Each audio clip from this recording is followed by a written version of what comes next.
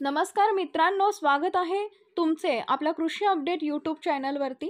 राज्यात गारपीट होण्याचा अंदाज हवामान खात्याने दिलाय। कोणत्या परिसरामध्ये गारपीट होण्याचा अंदाज आहे पाहण्यापूर्वी आपल्या कृषी अपडेट यूट्यूब चॅनलला सबस्क्राइब करून शेजारील बेल आयकॉन प्रेस करा। राज्यातील अनेक भागात तापमानात चढ उतार सुरू आहे। आता पूर्व विदर्भ क्षेत्रातील अनेक जिल्ह्यात 25 ते 27 फेब्रुवारी दरम्यान वादळी पावसाची शक्यता वर्तवण्यात आली आहे। रविवार 25 फेब्रुवारी रोजी दुपारनंतर गडचिरोली, चंद्रपूर आणि गोंदिया जिल्ह्यातील काही भागांमध्ये वादळाची शक्यता आहे। मुख्यतः सोमवार दिनांक 26 फेब्रुवारी रोजी दुपारनंतर हवामानातील बदल अपेक्षित आहेत। या 3 जिल्ह्यांसह भंडारा, नागपूर, वर्धा, यवतमाळ, नांदेड आणि अमरावती जिल्ह्याच्या पूर्व भागातही वादळी पावसाची शक्यता वर्तवण्यात आली आहे। या भागात गारपिटीची ही शक्यता आहे असा अंदाज हवामान तज्ज्ञांनी व्यक्त केलाय। त्यामुळे शेतकऱ्यांनी शेतमालाची पुरेशी काळजी घ्यावी असे आवाहनही करण्यात आले।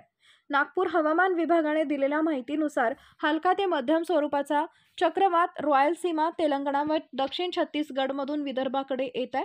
यामुळे हवेत आर्द्रता असेल। 24 फेब्रुवारीला गडचिरोली व चंद्रपूर जिल्ह्यात पावसाची शक्यता आहे। 25 फेब्रुवारीला बुलढाणा, अकोला, अमरावती, वाशिम, चंद्रपूर व गडचिरोली जिल्ह्यात तुरळक ठिकाणी पावसाची शक्यता आहे। तसेच यवतमाळ, नागपूर, भंडारा, वर्धा व गोंदिया जिल्ह्यात विरळ ठिकाणी पावसाची शक्यता आहे। 25 फेब्रुवारी रोजी विजांच्या कडकडाटासह विदर्भातील अनेक जिल्ह्यात पावसाची शक्यता आहे। पुढील 48 तासात किमान तापमान कोणताही बदल होणार नाही। त्यानंतर किमान तापमानात 2 ते 30 अंश सेल्सिअसने वाढ होणार आहे। यानंतर पुढील हवामान अंदाज पाहण्यासाठी चॅनलला सबस्क्राइब करा।